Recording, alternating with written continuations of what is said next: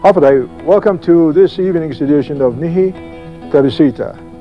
You know, after reading about Ferdinand Magellan discovering Guam and landing in Pneumatic in 1521, I never really challenged it. I still don't. I leave that to the debaters on that issue.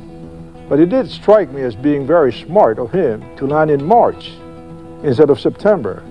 For had he landed in September, he would have faced this kind of weather.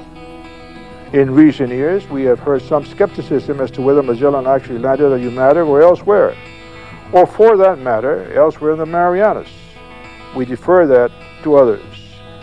Regardless of the outcome of that debate, the Spaniards considered Pneumatic a very, very important place and was important enough to guard it with 4 forts, 2 of which still stand today. Fort Soledad on the south, which is still in remarkably good shape, and Fort Santo Angel on the north, shown here, battered by the sea as it has been for over a century. 2 other forts are in ruins. Galleons sailing between Mexico and Manila often refurbished their food and water supplies in the Spanish port of Pneumatic. The town became prosperous and there was much activity between Pneumatic and Agana. As in the case of Spanish settlements around the globe, during that time, the main road was named El Camino Real, the King's Highway. That road extended from Pneumatic to Agana and ran along the coast. The old road has long disappeared, but 4 bridges remain from the Spanish days on Guam that markedly changed our bloodlines, our culture, and our island. This bridge in Pneumatic does not even look like a Spanish bridge made of stone on the surface. Decades ago, this road was built over it, and motorists drive over this road by the hundreds daily without realizing they're actually driving over a Spanish bridge built in the last century. Water from Santo Castillo still run under this bridge.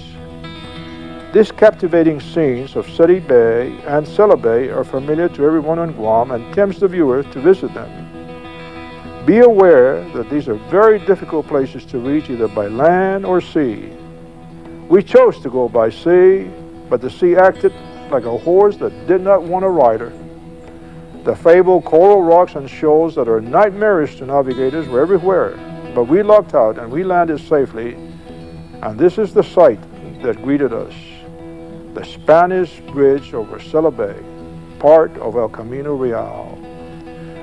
Within 100 yards from the bridge are the remains of a Spanish beehive oven and this lofty site, which the fervent jungle keeps covering up after its last visitors leave.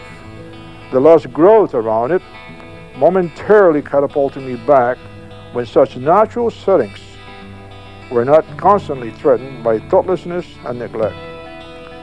Continuing our journey north, we revisited this Spanish bridge over the Talifac River in Agate, which has become a very favorite tourist site, and understandably so.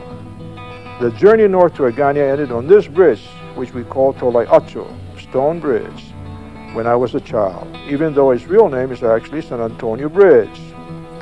Structurally, the bridge remains an imposing and impressive sight due to the care given it by our Territorial Parks Department.